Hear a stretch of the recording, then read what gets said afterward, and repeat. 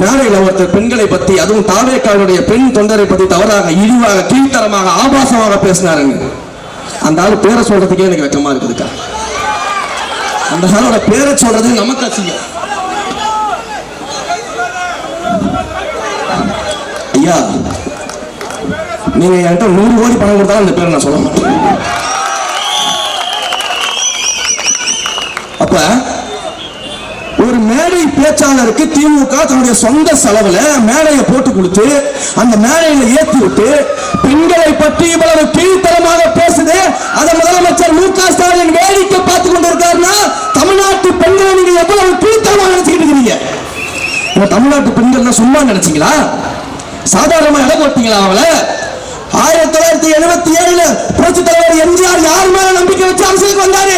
இந்த தாய்மார்கள் மேல நம்பிக்கை வச்சு அரசியலுக்கு வந்தாரு. 2026 தேர்தலில் எங்கள் அண்ணன் தலைவர் யார் நம்பி இருக்காரு?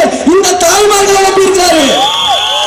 இந்த தாய்மார்களை இழிவா பேசிய உங்கள் கட்சியினுடைய அந்த பேச்சாளருக்காக திரு மு.க. ஸ்டாலின் அவர்கள் மன்னிப்பு கேட்டு ஆகணும். அப்படி மன்னிப்பு கேட்கல, தமிழ்நாட்டுடைய ஒவ்வொரு வீட்டில் இருக்கக்கூடிய தாய்மார்கள் அவங்களுடைய விரல் இருக்கக்கூடிய மையினால தமிழ்நாட்டை விட்டு அவங்களை ஓட வரட்டுவாங்க. ஐயா, மு.க. ஸ்டாலின் நிறைய படம் எல்லாம் பார்த்து ரிவ்யூ பண்ணுவாரு. திரு உதயநிதி ஸ்டாலின் அவர்கள் நிறைய படம் எல்லாம் பார்த்து ரிவ்யூ பண்ணுவாரு.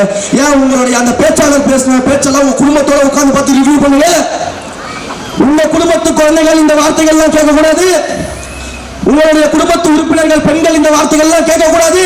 ஆனா தமிழ்நாட்டு பெண்கள் மட்டும் இது போன்ற ஆபாச வார்த்தைகளை, அதுவும் திமுக மேடையில உங்களுடைய திமுக நிர்வாகி பேசும்போது கேட்டுட்டு இருக்கணுமா?